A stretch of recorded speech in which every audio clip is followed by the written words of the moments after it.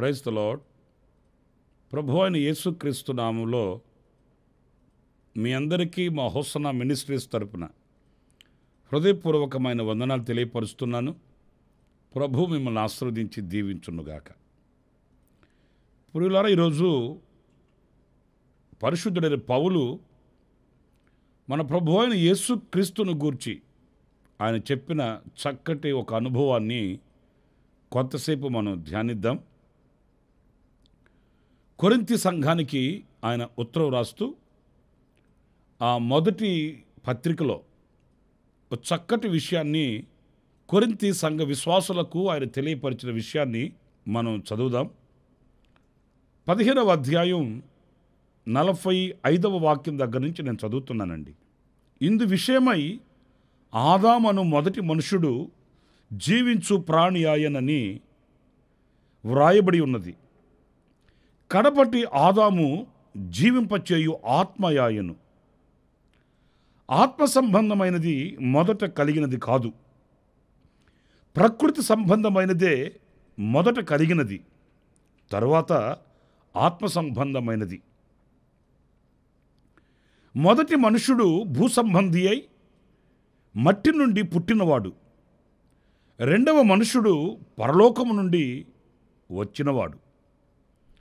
మట్టి నుండి పుట్టినవాడు ఎట్టివాడో మట్టి నుండి పుట్టిన వారును అట్టివారే. పరలోక సంబంధి ఎట్టివాడో పరలోక సంబంధులను అట్టివారే.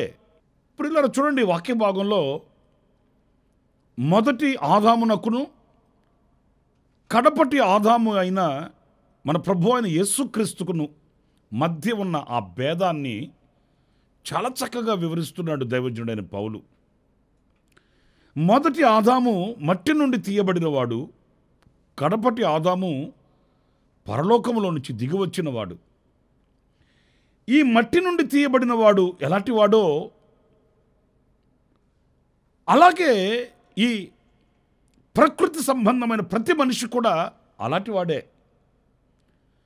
ఆత్మ సంబంధి ఎలాంటి వాడో ఆత్మ సంబంధులను అలాంటి వాళ్లే అని మొదటి ఆదామునకును రెండవ ఆదాము అయిన ప్రభు అయిన యేసుక్రీస్తుకును మధ్య ఉన్న ఆ తేడాని ఈ వాక్యంలో ఆయన వివరిస్తున్నాడు. ప్రాముఖ్యంగా నేను ఈ 48వ వాక్యంలో మాటని నేను ధ్యానించాలని ఆశిస్తున్నానండి. ఎందుకంటే మట్టి నుండి పుట్టినవాడు ఎట్టివాడో మట్టి నుండి పుట్టిన వారును అట్టివారే. అంటే ఆదాము మట్టిలో నుండి తీయబడినవాడు. ఆ మట్టి యొక్క స్వాభావికమైన గుణగణాలు ఎలాంటివో ఈ మట్టిలో నుండి తీయబడిన ప్రతి మనిషి కూడా అలాంటి గుణగణాలని ధరించుకొని బ్రతుకుతున్నాడు. అయితే పరలోక సంబంధి ఎట్టివాడో పరలోక సంబంధులను అట్టివారే. ఇప్పుడు ఈ మట్టి సంబంధులైన వాళ్ళు, పరలోక సంబంధులైన వాళ్ళు, ఈ ఆదామునకును కడపటి ఆదామునకును, ఆదాము వలన వచ్చిన సంతతికిని కడపటి ఆదాము వలన వచ్చిన సంతతికిని మధ్య ఆ వ్యత్యాసాన్ని మనం గమనిస్తే చాలా విషయాలు మనకు మరి నేర్చుకోవడానికి దోహదపడతాయండి. చూడండి, మొదటి ఆదాము ఏ స్థితిని కలిగిన వాడు?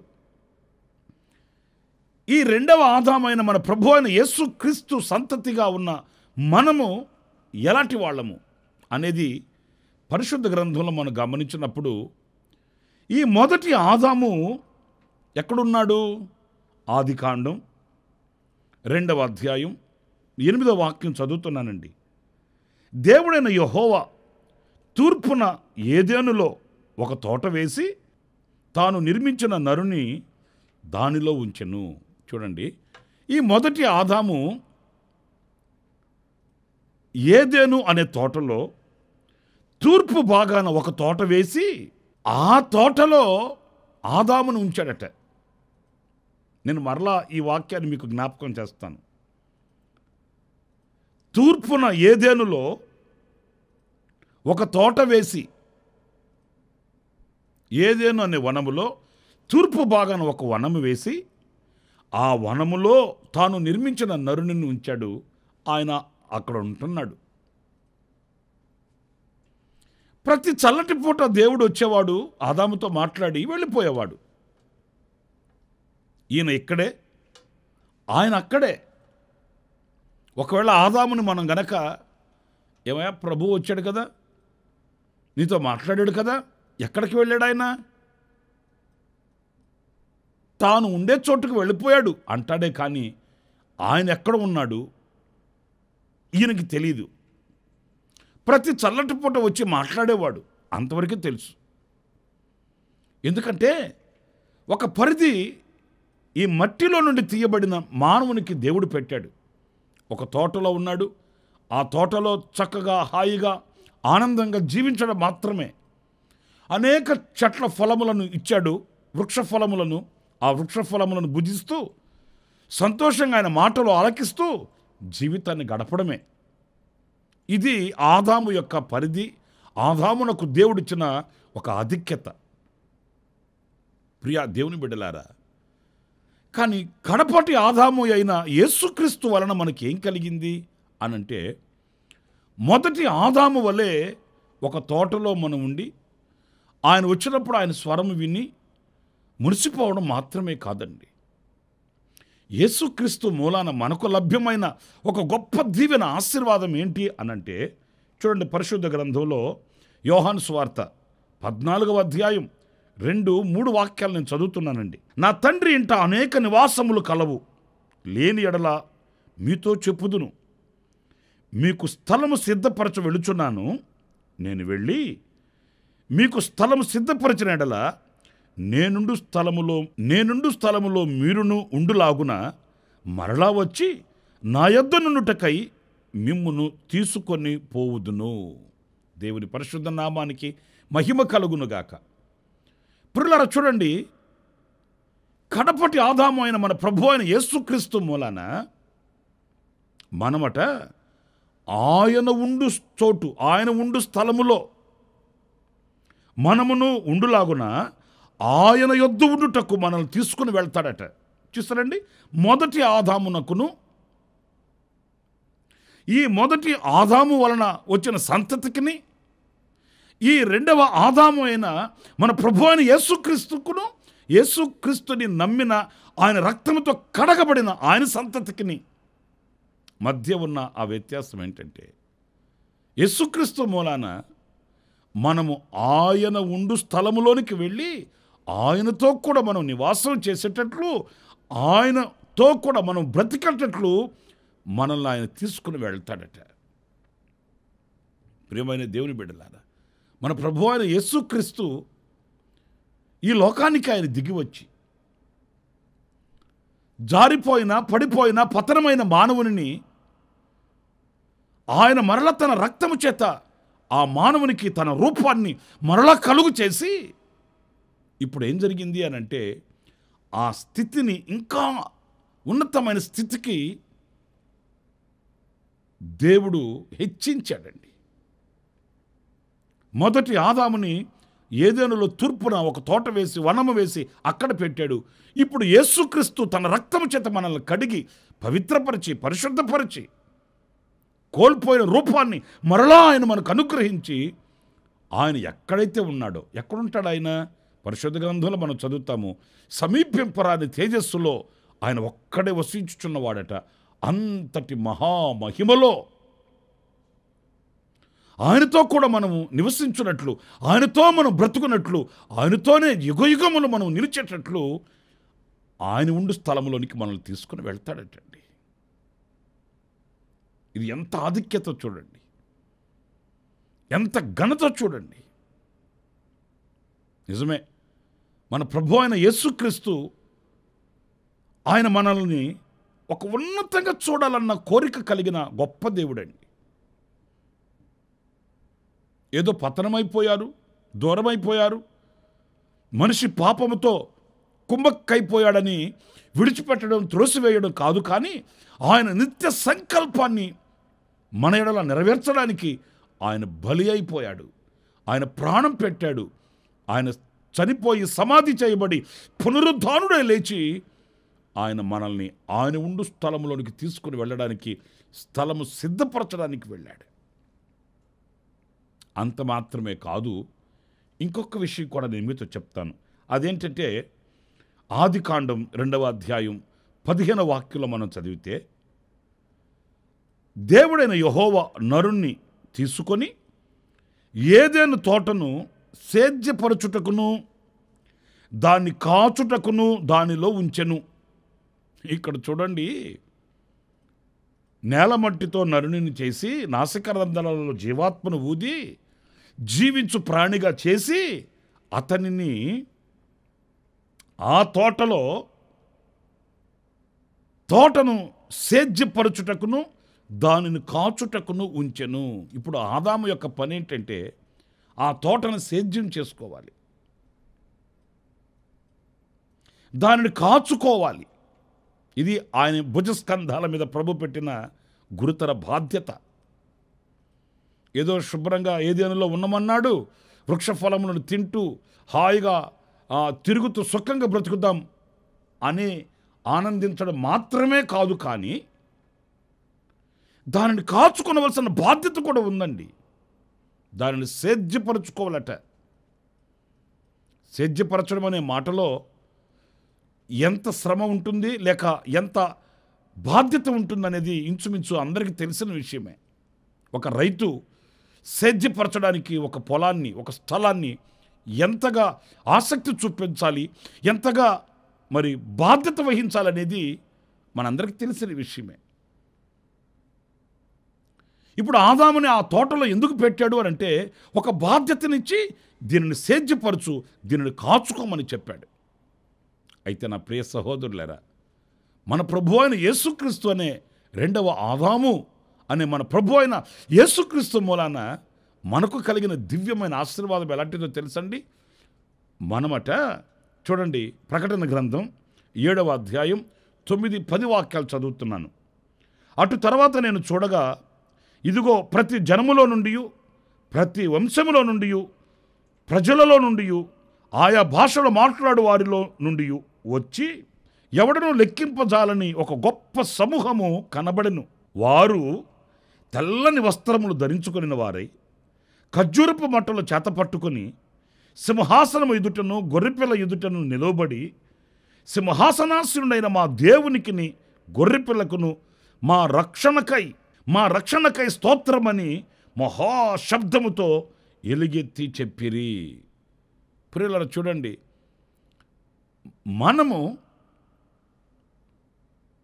ఆదాము వలె తోటను సేద్యపరుచుకోవడానికి, కాచుకోవడానికి కాదు. మనం ప్రభు అయిన యేసుక్రీస్తు రక్తముతో కడగబడి, పరిశుద్ధ నీతి వస్త్రాలతో అలంకరించబడి, నీతిని అనుసరించి ఆయన పరిశుద్ధుడై ఉండులాగున మనము కూడా పరిశుద్ధులమై ఆయన ఆగమనమందు ఆయనను ఎదుర్కొనే మనము ఖర్జూరపు మట్టలు చేతపట్టుకొని సింహాసనం ఎదుట నిలిచి గొర్రెపిల్లకును సింహాసనాసీనుడైన మా దేవునికిని మా రక్షణకై స్తోత్రమని మనం గొప్ప శబ్దముతో ఆయన స్తుతించువారమంటండి. నా ప్రియమైన సహోదరులారా, ఆలకించండి. ఆ మొదటి మట్టిలో నుండి తీయబడిన ఆ మొదటి ఆదాము ఆ తోటలో సేద్యం చేయడానికి, కాచుకోవడానికి. కానీ మనమైతే మన దేవుని సముఖం ముందు నిలబడి, సింహాసనం ఎదుట నిలబడి ఆయన్ను స్తుతించడానికి, ఆరాధించడానికి, గొప్ప శబ్దముతో ఆ గొప్ప దేవునిని కీర్తించడానికి. ప్రియులారా, ఎంత గొప్ప ధన్యతను ప్రభు మనకి ఇచ్చాడో ఒకసారి ఆలోచించాలి. యేసుక్రీస్తు యొక్క ఆ త్యాగఫలం మనకు ఎంత ఘనతనిచ్చిందో అనేది వర్ణనాతీతం, మనం వివరించలేనంతటిది.